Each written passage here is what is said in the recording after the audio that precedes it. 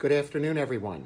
This is Dr. Jeff Gelblum, your friendly neurologist here, coming to you live from our office. We are open. We're seeing a lot of televisit patients. We're also seeing some real live patients. So if you have a neurological disorder, come on in.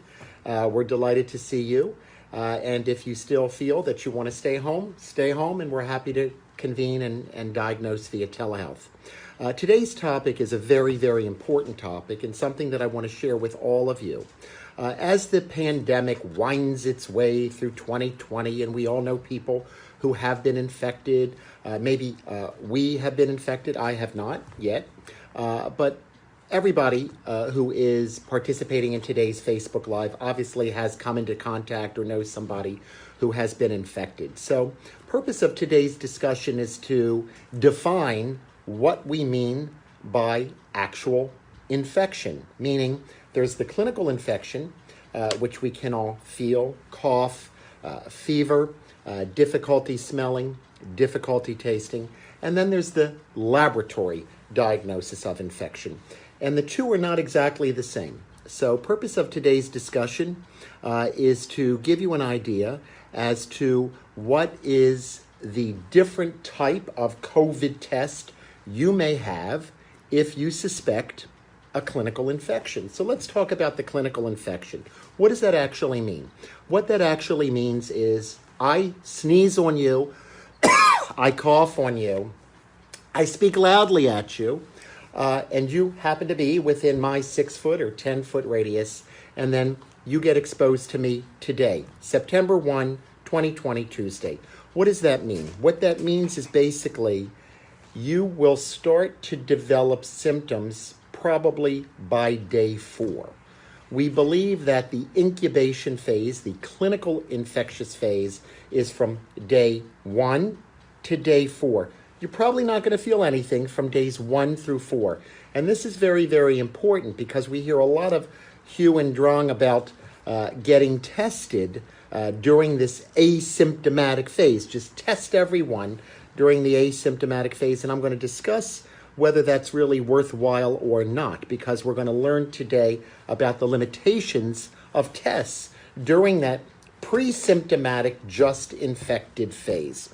So here we are today, Tuesday, September 1, and I just coughed right on my dear friend Rhoda, who's watching right now. It's probably going to take Rhoda at least 4 days before she starts to feel anything at all. And in fact, the average data of onset of symptoms once one has been infected is 5 days. So if I just coughed on you, Rhoda, and I just told you I think I've got COVID, is it worthwhile for you to get tested today? And the answer is we need to know about the different types of tests that are available. So that's what I'm going to discuss with you right now. So pull out a piece of paper. You're going to need to jot 3 things down. That's it, just 3 things. I don't do long lectures but at 12:30 on the lunch hour because you've all got your corned beef sandwiches, and that's the most interesting thing at this time. But for purposes of this discussion, you're going to have to write down 3 things. There are 3 types of tests that you need to know about, under which all coronavirus tests fall. The first type of test is an antigen test. The second type of test is a PCR test, and the third type of test is an antibody test. So let's talk about the antigen test. What is an antigen test? And oh, by the way, when you do go on a website like the Florida COVID Tracker or the Johns Hopkins COVID Tracker or the CDC COVID Tracker, they will break down the number of positive tests in antigen versus PCR. And they'll usually give you an addition of the 2. So it's very important for you to understand what do we mean by an antigen test, and what do we mean by a PCR test, and what do we mean by an antibody test. I just had a very dear friend, Judy, who called me last week saying, hey, I'm going to Venice. I want to go visit my studio in Venice, and I got an antigen test, and I got an antibody test, and I got a PCR test, and I'm scratching my head thinking, holy smokes, how much did that laboratory charge you for all of this, and what good is any of the information? Well, first off, if you're entirely asymptomatic and you haven't been exposed to anyone with COVID, you're probably wasting your money on a test. on either an antigen test, an antibody test, or a PCR test. And the reason being is asymptomatic individuals who haven't been exposed to anyone with COVID will probably come up with a 0 on their test. They will come up with a completely negative result.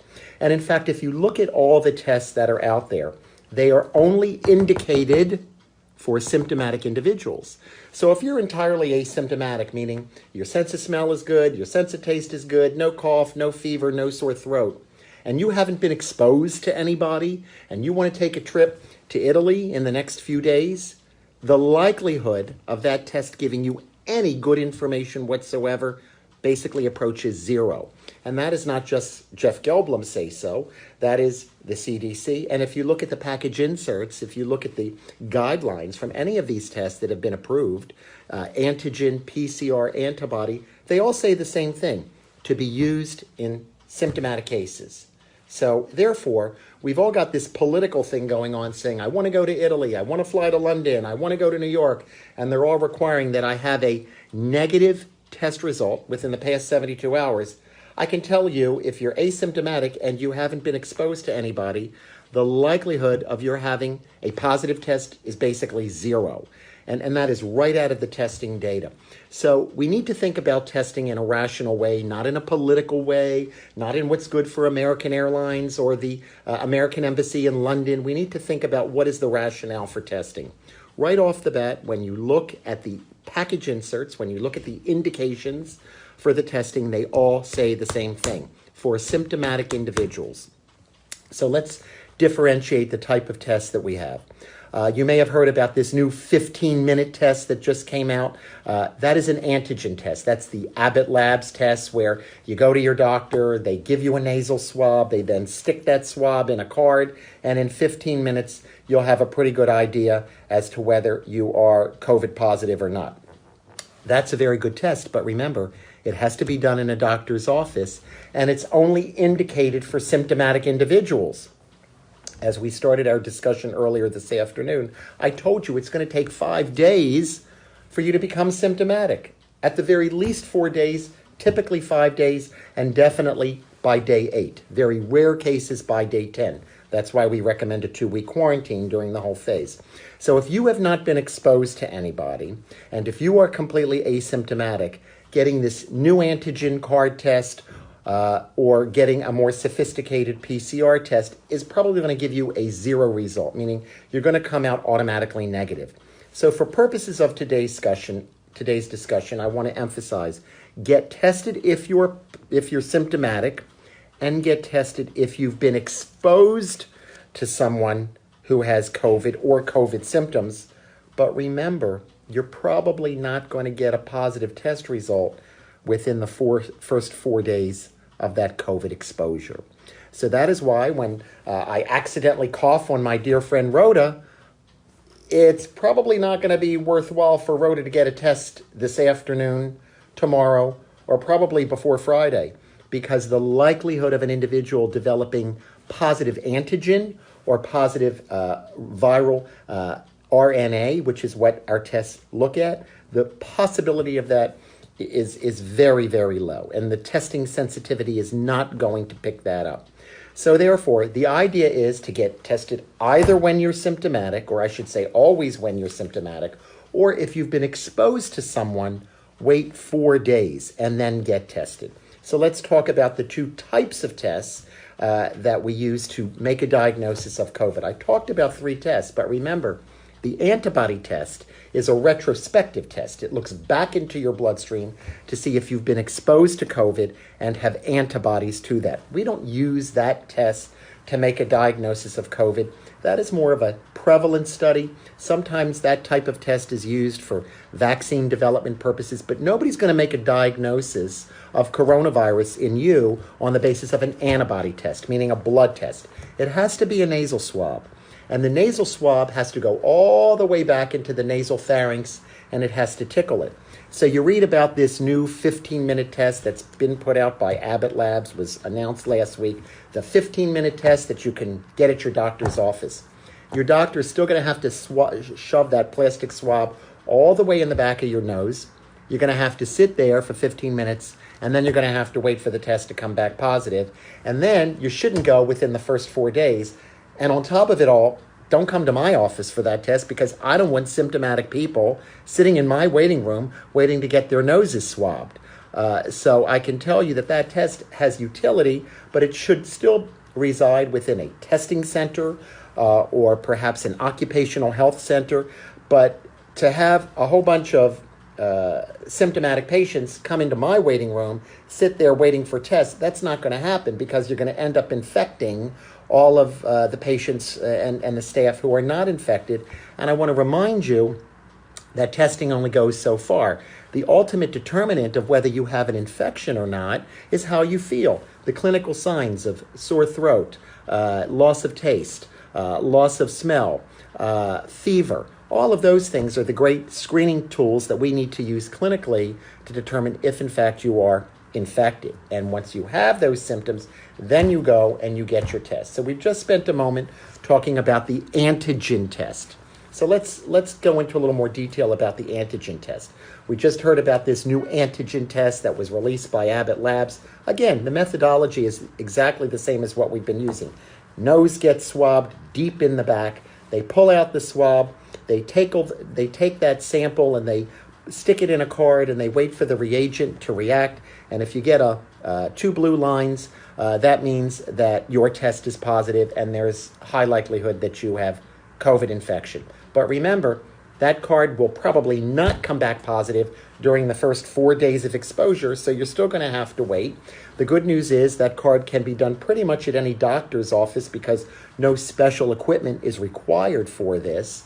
And basically, that card utilizes a technology whereby it goes after the nucleocapsid antigen of the COVID virus. What is the nucleocapsid antigen? The nucleocapsid antigen is the sphere that encircles the RNA, the ribonucleic acid of the COVID virus. It's the sphere. Remember, we call it coronavirus because it's got spikes. But the testing that we use for the antigen test now looks at the nucleocapsid. Why nucleocapsid? What's so specific and interesting about the nucleocapsid antigen? What's interesting about it is it's the first to peak up, but it's also the first to fall down. So when we are looking at vaccines that are going to be geared against certain viral antigens, we're going to be looking at vaccines geared toward the spike, not necessarily the nucleocapsid part, because it's the spike that persists. And that's the one that a vaccine should be geared to, because that's the one where you want antibodies and T cells in your bloodstream to develop against an immune response. So the antigen tests that we're all talking about pretty much look at nasopharyngeal, sticking that tube all the way up the nose, pulling it out, sticking it in the card. And I know we're talking about this at lunch, so hopefully we've all got a bit of a scientific enthusiasm. I don't want to get too graphic. But we take that swab, we stick it in a card, and basically if the card comes back positive, then you have a positive antigen test, and then the doctor by law must report that to the State Department of Health. That is why at-home tests like pregnancy tests still cannot come onto the market, because it is mandated by the Food and Drug Administration that with a communicable disease, a public health emergency disease like COVID, all results must be reported to the state health departments for further process to the CDC. That is why a lot of you are scratching your head saying, well, I could stick myself with a nasal swab and stick it in a card and sit there and wait 15 minutes for the lines to turn color, except for the fact that there's no guarantee that you would then go in and report that information to the Florida Department of Health or whatever state you're in right now. And that is a law by the FDA. So that's why at-home testing is still not available for COVID determination. You still have to go to a health facility. You still have to go to either a doctor or a public health service or a testing lab. And in those agencies, that's when the swab can be put into the card to see if you are antigen positive. So that's what we mean by a positive antigen test for COVID virus. After I cough on you today, give you the COVID virus today, maybe, it's still going to take 5 days for that test to come back positive. So don't, after you get my cough in your face, or you've been on the subway and some guy who looks like he's ready to drop dead coughs on you, to run and go get a COVID test is probably going to be of absolutely no utility. Wait 4 or 5 days, because that's when the COVID test can come back positive. So we've spent some time talking about the antigen. The antigen, again, looks at the nucleocapsid component of the virus. Remember, it's a sphere with little spikes. The antigen test is not looking at the spikes. The vaccines that are being developed are going against the spikes, but the nucleocapsid is what's being looked at for the antigen COVID test. And the reason why, again, is because that capsid spikes high early on in the case of the infection and then drops off precipitously by around day 10 to 14. So that's why your prime time for getting a COVID test would really be between days 5 and 10. That's when you want to go after your test.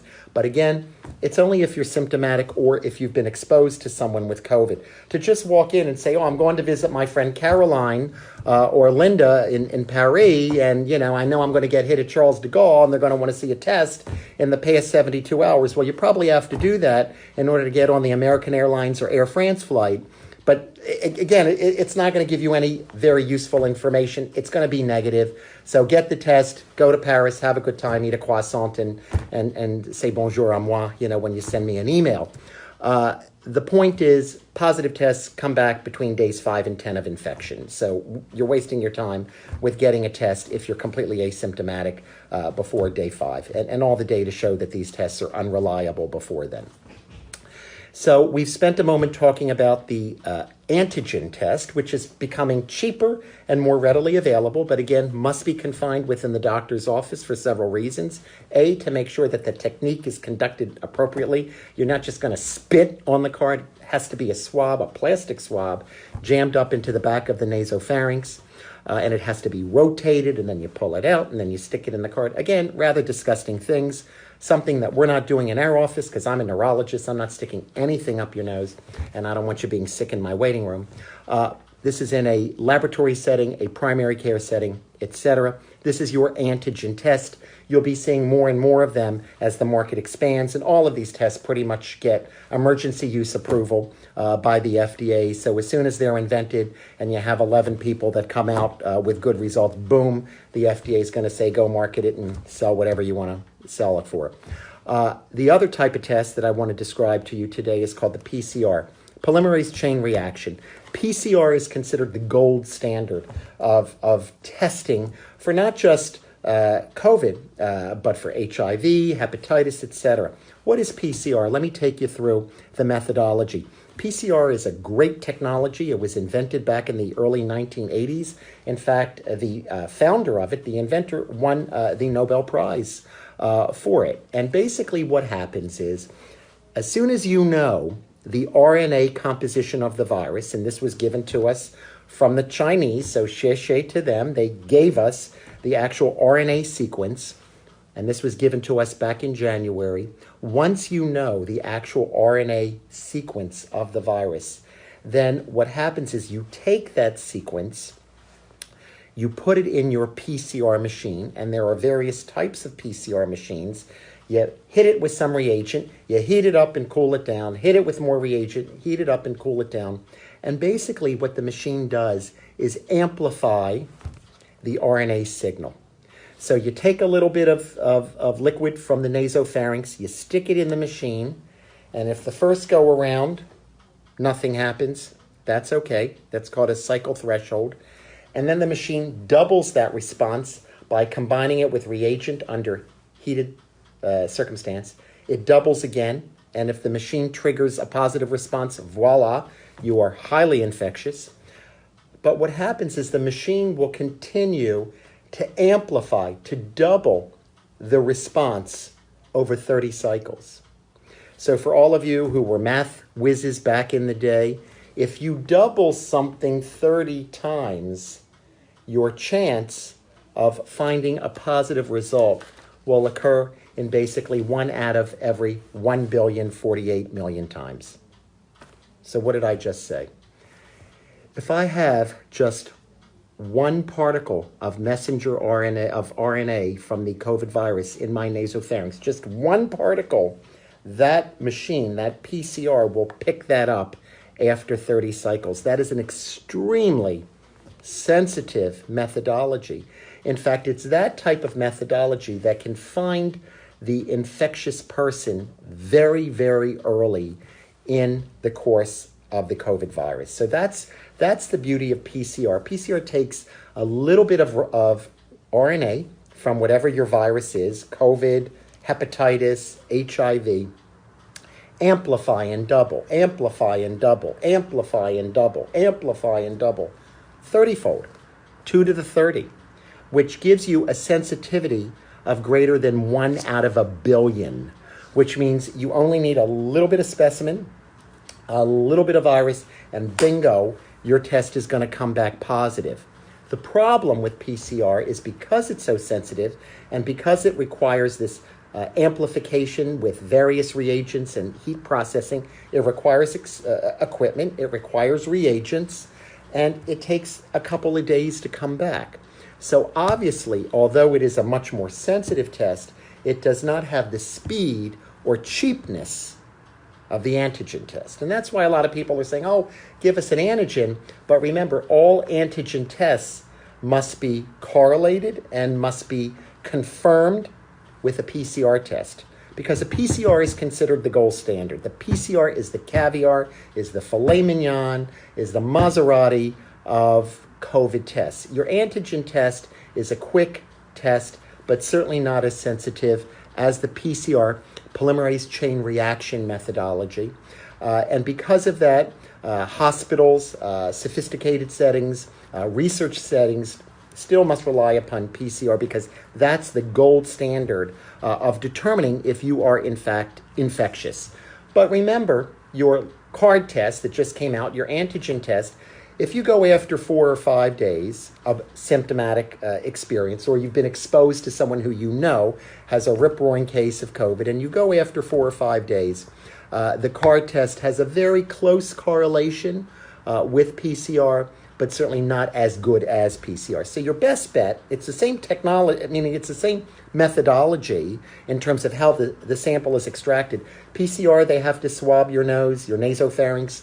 Antigen card, they have to swab your nose and stick it in the card. So it's not like you're gaining any comfort by taking an antigen test. A healthcare professional, a doctor, a nurse, somebody who has knowledge of the technology, in both cases, both antigen and PCR, is still going to have to swab that nose, get way in the back there, pull out the sample, and stick it in either a antigen card test or stick it in a PCR machine. So it's the same technology. The benefit of the antigen test is it's quicker and cheaper, can be done at point of service in the doctor's office, although not my office, because I'm not swabbing your nose here and having you expose yourself to all my patients and staff. But it still can be done at point of service in a doctor's office without fancy technology. The PCR actually has to be sent over to the lab. They have to run it through, and then you get your report back in about 48 to 72 hours. In both cases, if you are completely asymptomatic and have had no exposure to COVID, you're wasting your time and money by getting the test. I wanted to spend the last moment or two talking about pooled testing. We've heard a lot about this. So what does pooled testing mean?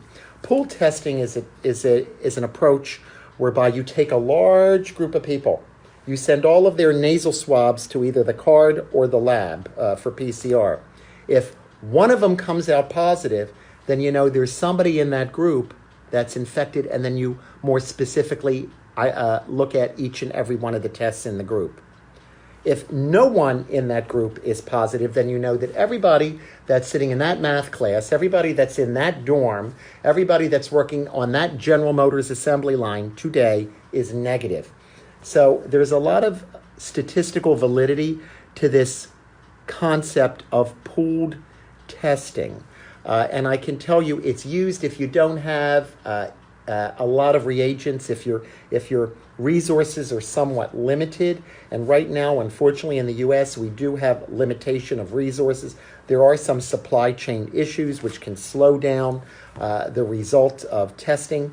So therefore, a pooled analysis means we take everybody on that assembly line, we take everybody in Mrs. Smith's math class, 5th period math class, we take everybody who works in that building, we take all these soldiers right over here. We're going to swab them all, and then we're going to do a pooled analysis. And if one person comes back positive, then we go back and specifically identify and go after that person who's positive, because we then break down that set into all of its components. But if nobody comes back positive, then you can say all of you in that math class, all of you in that dorm, all of you on that assembly line, all you soldiers in that barracks, you're all okay. So the point is, you're hearing a lot about pooled testing, and that's a way of getting a lot of people tested with the same reagent, the same time frame. And if nobody comes back positive, hallelujah, then nobody's got it. But again, this type of technology really should reside within the PCR setting, the polymerase chain reaction setting, not the antigen setting, because PCR is considered to be the most sensitive evaluation of all.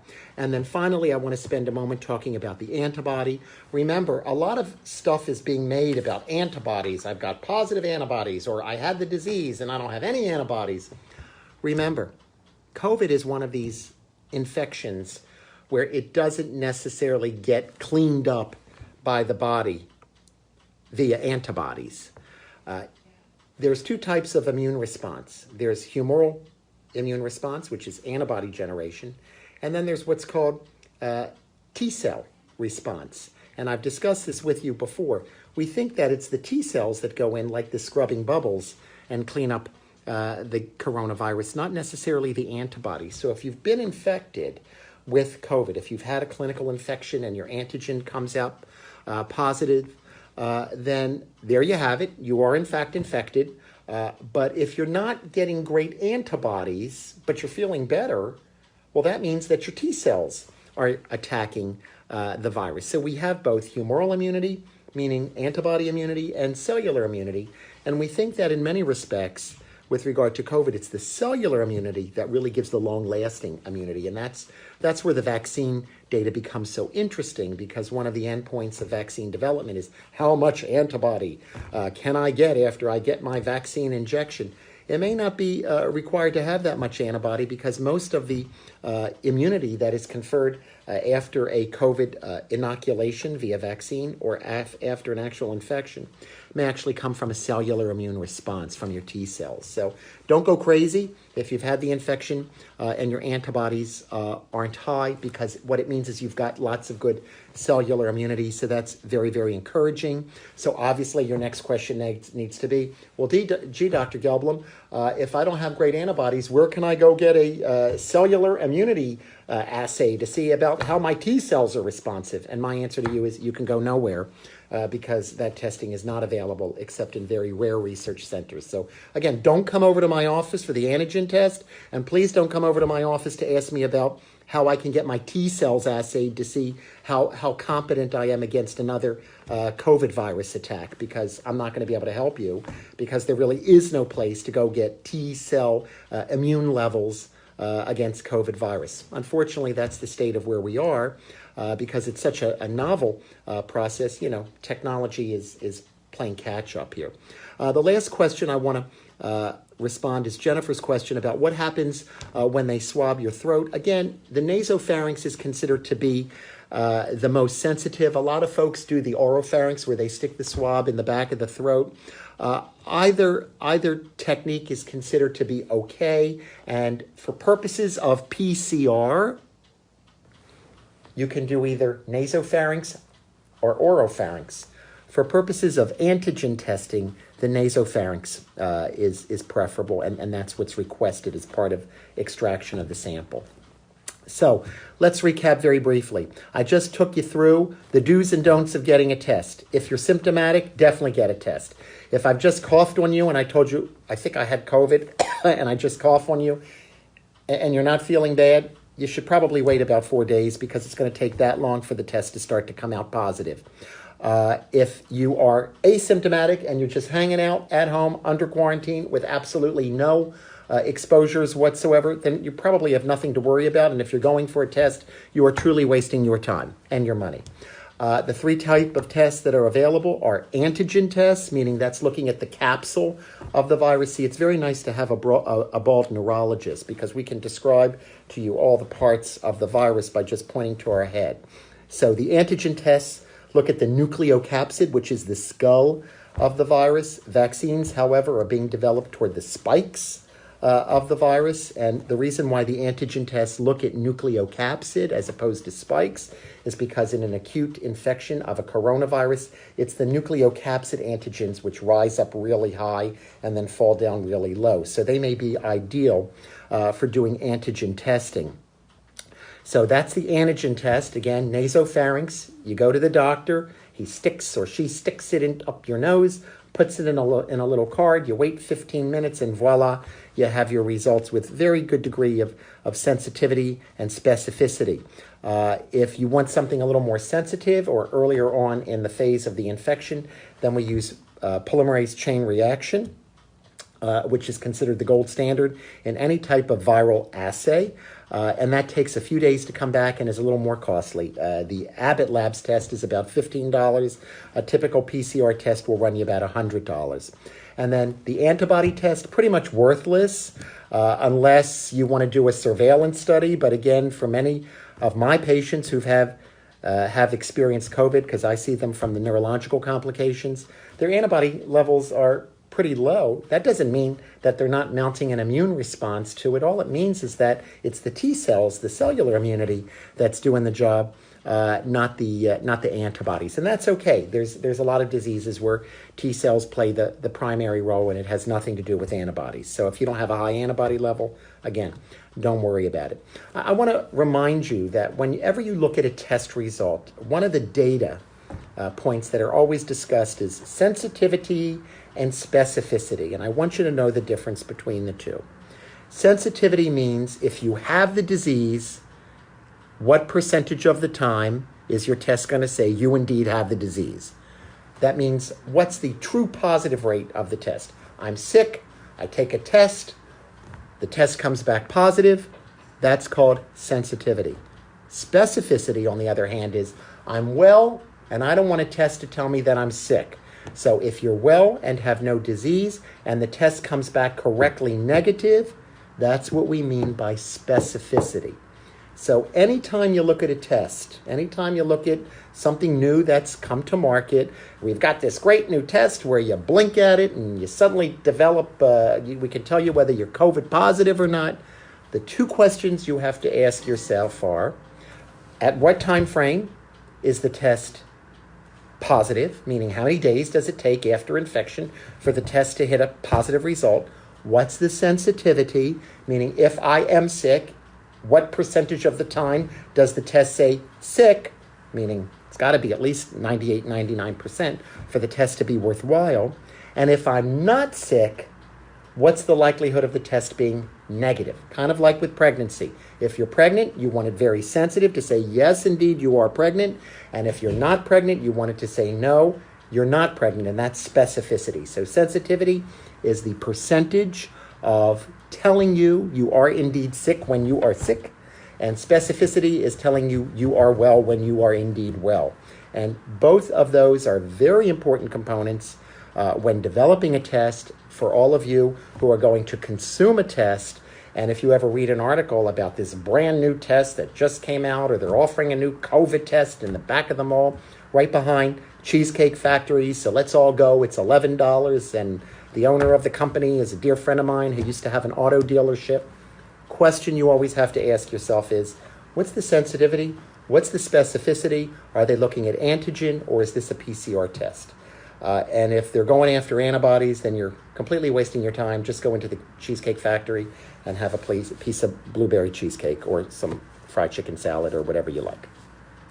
So I've spent a little bit of time talking about some very complex issues: sensitivity, specificity, antigen testing, PCR testing, antibody testing.